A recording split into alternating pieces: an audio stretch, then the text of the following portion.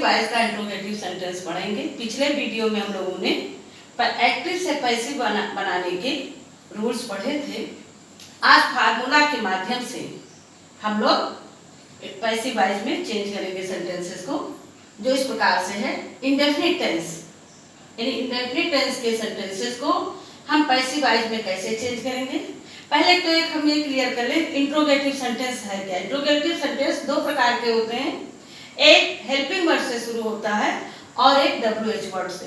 तो helping word से शुरू होने वाले सेंटेंसेस को पैसिव वाइज जब हम बनाएंगे तो पहले उसमें HV helping word plus subject plus third form of the verb plus by plus object होगा। जब WH वर्ड के सेंटेंस होंगे एक्टिव वाइज के, उसे पैसिव वाइज बनाने में सर्वप्रथम WH word plus helping verb plus subject plus third form of the verb plus by plus object. इस फार्मूला को आप नोट कर लेंगे, आसान हो जाएगा। कंटीन्यूअस टेंस, कंटीन्यूअस टेंस में helping verb plus subject plus being plus third form of the verb plus by plus object. इसके बाद परफेक्ट टेंस से सारे नियम आपको पहले बता दिए गए हैं, लेकिन यहाँ केवल WH वर्ड के फार्मूले बताए हैं इसके इंट्रोगेटिव सेंटेंसेस के। परफेक्ट टेंस में has, have, had plus subject plus be plus third form of the verb plus by plus object. For example आप इधर देख लें, did you buy a book, ये आपका एक्टिव वाइज है। इसे पैसिव वाइज बनाने के लिए हेल्पिंग वर्ब से शुरू है, ऑक्सिलरी वर्ब से शुरू है। इसे हम जो है जब पैसिव वाइज बनाएंगे तो डिड को वाज में चेंज कर देंगे। डिड आपका वाज में चेंज हो गया तो वाज अब पहले का नियम था आपका subject change into object, object change into subject. तो ये क्वेश्चन वर्ड जो हेल्पिंग वर्ब है वो वाज, डिड वाज में बदल गया और अब बुक आपका सब्जेक्ट की जगह पर आ गया। फिर आपका नियम बताया है कि every passive wise, in every passive wise third form of the verb is used. तो वाट जो है ये आपका बाय का थर्ड फॉर्म वाट लग गया, बाय यू। इसी प्रकार दूसरा है कंटीन्यूअस टेंस का, is he not eating the mangoes. इसे जब आप पैसिव वाइज बनाएंगे तो चूंकि मैंगोज आपका प्लूरल नंबर है, इसे जब यहाँ सब्जेक्ट की जगह लाएंगे तो इसके पहले आर लग जाएगा। इज जो है इज सिंगुलर नंबर के साथ यूज होता है। जब आपका सब्जेक्ट ही था तो उसके साथ इज लगाया आपने। जब आपका सब्जेक्ट मैंगोज हो जाएगा तो आप यहाँ हेल्पिंग वर्ब आर से सेंटेंस को शुरू करेंगे। ये भी ध्यान देना है, are the mangoes not eaten by him. ठीक, इसके बाद WH वर्ड से शुरू होने वाले सेंटेंस को हम कैसे कन्वर्ट करेंगे पैसिव वाइज में।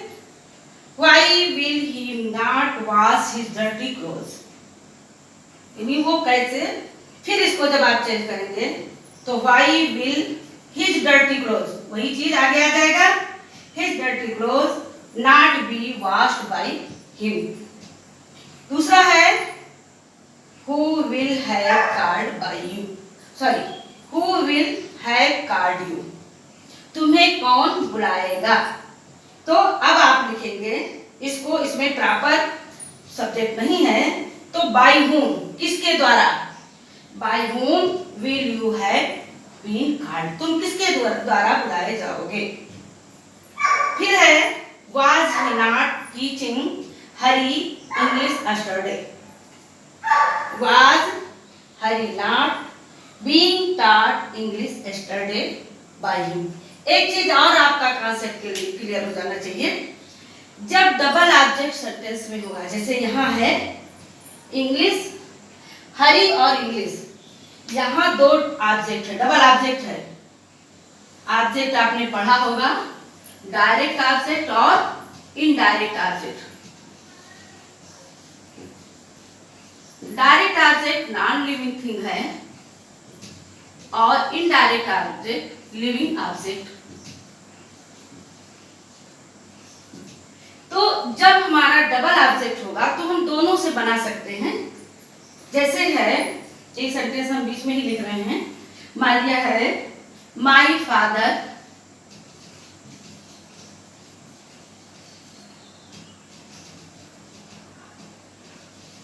bought a pen for me। इसमें a pen और for me डबल ऑब्जेक्ट है।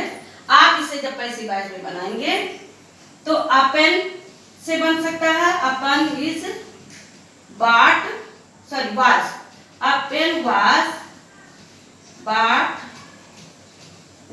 for me by my father।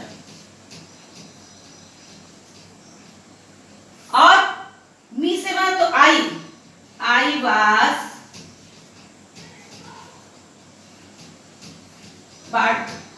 bought a pen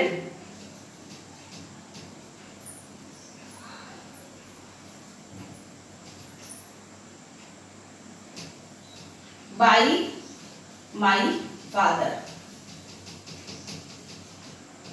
इस तरह से डबल ऑब्जेक्ट का भी बन सकता है।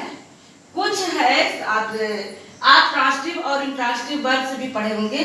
जो इंट्रांसिटिव वर्ब्स होते हैं उसके पैसिव वॉइस नहीं बनते हैं, कहीं अपवाद स्वरूप बनते भी हैं, लेकिन मोस्टली जो है ट्रांसिटिव, जहां ऑब्जेक्ट अपने क्लियर नहीं होगा वहां पैसिव वॉइस नहीं बन सकता है। तो ये आपका इंट्रोगेटिव सेंटेंस क्लियर हो गया। इसके बाद आपको इंपरेटिव सेंटेंस पढ़ाए जाएंगे इसी साथ। अभी हमने इंट्रोगेटिव सेंटेंस पढ़ाया है, बताया है। अब हम इंपरेटिव सेंटेंस पर आ रहे हैं। इंपरेटिव सेंटेंस का पहचान हम कैसे करेंगे ये आप पिछले वीडियो में भी पढ़ चुके हैं। इन imperative sentence order, request, suggestion etcetera. इन्हीं इंपरेटिव सेंटेंस में आज्ञा, प्रार्थना, अनुनय, विनय, सुझाव, सलाह आदि होते हैं।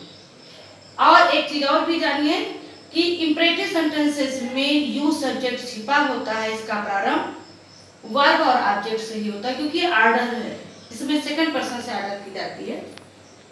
दूसरा यहाँ है कि transitive verb is used in active voice sentence, it can be change into passive voice. अभी हम लोग ने असर्टिव एंड सिंपल सेंटेंसेस में ये पढ़ा था कि ट्रांसिटिव वर्ब चेंज नहीं हो सकते पैसिव वॉइस में, लेकिन इंपरेटिव सेंटेंसेस में इसे चेंज किए जा सकते हैं। जैसे है sit down.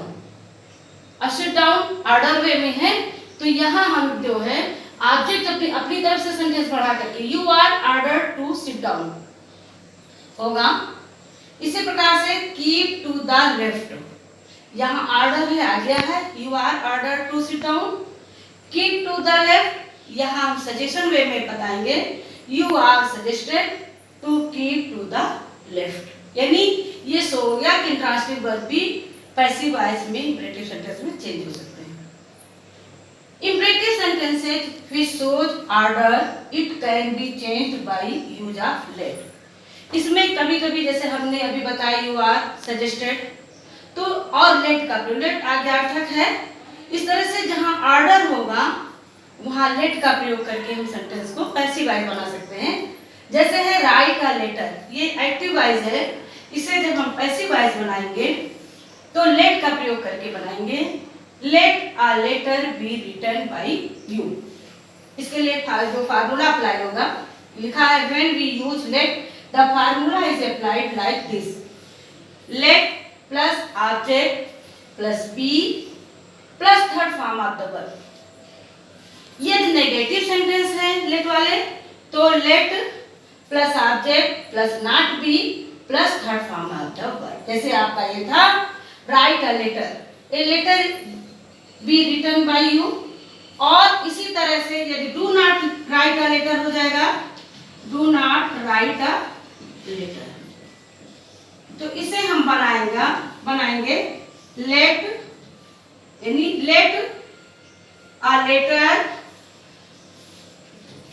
Not be written. एक चीज और जान लीजिए, जैसे सब्जेक्ट में यू छिपा है, ऐसे ऑब्जेक्ट में आपको बाय एजेंट का प्रयोग करने की कोई आवश्यकता नहीं है। जहां प्रॉपर लगे, जैसे यहाँ लग रहा था कि हम लिख सकते हैं, यहाँ लिख दिया, लेकिन नहीं भी लगाएंगे बाय यू तो हमारा सेंटेंस अपने आप में पूरा है। ठीक है। फिर है imperative sentence which shows request. ऊपर बताया गया कि इंपरेटिव सेंटेंस में ऑर्डर, रिक्वेस्ट और सजेशन होगा। तो वो इंपरेटिव सेंटेंस जिसमें रिक्वेस्ट होगा उसमें उसको आप प्लीज लिखा होता है, रिक्वेस्ट मतलब प्लीज, तो प्लीज अगर यूज है तो उसे आप कैसे यूज कर चेंज करेंगे। ये आपका एक उदाहरण है, प्लीज हेल्प मी। इसे जब हम चेंज करेंगे तो यू आर रिक्वेस्टेड, एक पैसिव वॉइस इतना क्लियर हो गया, इतना आपका पैसिव वॉइस हो ही गया। You are requested to help me, ये जैसे का तैसे लिख देंगे। यहाँ आपको फार्मूला बताया गया है, you are requested to plus first form of the verb plus object, किसमें, रिक्वेस्ट वे में जिसमें प्लीज लिखा होगा। इसी प्रकार से सजेशन है, सजेशन वाले सेंटेंस में you are suggested in passive voice as, उसमें भी यू आर सजेस्टेड लगाएंगे, जैसे यू आर रिक्वेस्टेड लगाए थे ऐसे जब सजेशन वाला सेंटेंस होगा तो यहाँ हम यू आर सजेस्टेड लगाएंगे। एक सेंटेंस, एक एग्जांपल है, टेक योर मेडिसिन प्रॉपर्ली। इसमें आप लिखेंगे you are suggested to take your medicine properly. कभी कभी बच्चे कंफ्यूज हो जाते हैं, जैसे है डू योर वर्क, और इसी के साथ हमने मान लिया दिया do not make a noise.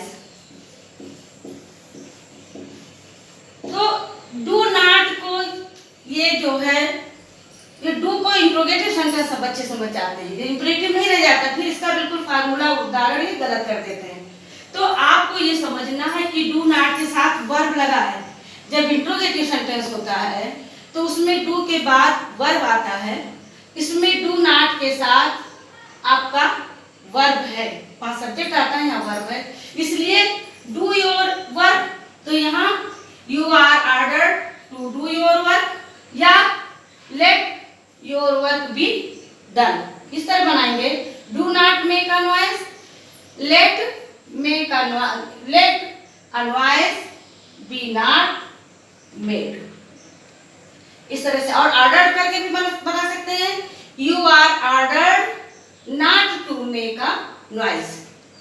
इसमें 2 तरीका है, एक तो आप यू आर ऑर्डर्ड करके बना सकते हैं और यू आर फॉरबेड करके भी बना सकते हैं। यू आर ऑर्डर्ड करके जब बनाएंगे तो नॉट का प्रयोग करना होगा, और जब फॉरबेड करके बनाएंगे तो वहां नॉट, फॉरबेड मींस मना करना हो गया, वहां नॉट आपको नहीं लगाना है। देख लीजिए, जैसे do not make a noise, एक तो आप बना सकते हैं you are ordered not to make a noise. दूसरा आप बना सकते हैं यू आर फॉरबेड, यानी तुम्हें मना किया जाता है, you are forbade to make a noise, to make a noise. यहाँ नॉट का प्रयोग नहीं होगा। ये इंपरेटिव सेंटेंस आपका इतना है, बाकी और आगे समझ में नहीं आएगा तो आप लोग कमेंट बॉक्स में लिख करके पूछ सकते हैं।